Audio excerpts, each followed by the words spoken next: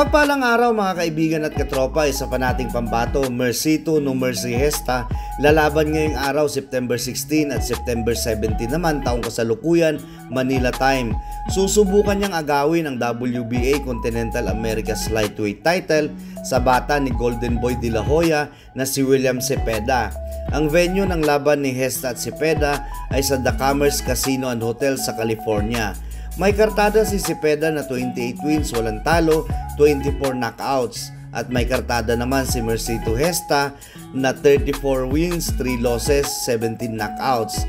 Isang araw bago ang laban, naganap ang kanilang weigh-in at pareho silang pasok sa 135 pounds limit at pareho silang tumimbang ng 134.2 pounds. War of will ang laban ng dalawa ayon kay Oscar de la Hoya.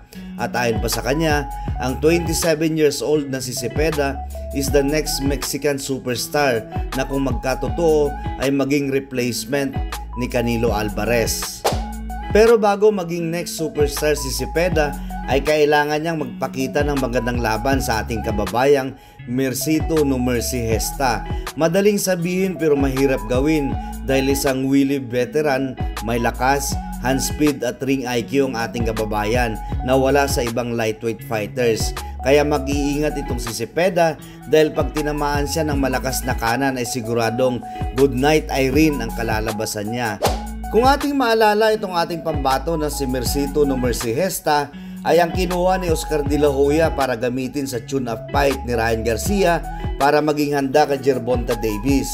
Kaya lang di natuloy ang laban at tama lang ang naging desisyon ni Ryan Garcia na di nalabanan ang ating pambato dahil sa pinakitang laban ni Mercito Gesta kay Jojo Diaz at Joel Diaz ay talagang kaya siyang talunin ni Mercito Gesta.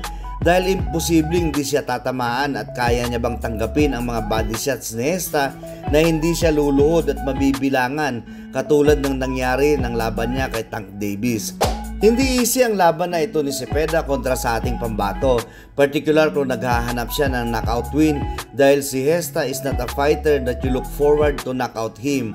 At ayon pa kay de la Hoya, kayang i-take advantage ni Gesta ang pagka-agresibo ni Cepeda para magpakawalan ng kanyang sariling mga suntok na mas malakas. At dagdag pa ni de la Hoya, Gesta throws so many punches and William is a machine, so it's going to be a war of will. At ayon naman kay William Cepeda, we're very happy and motivated that Gesta gave us the opportunity to fight. I know this will be a great fight. At ayon pa kay Cepeda, from what I've heard, he shows discipline and I'm sure we will give a great fight.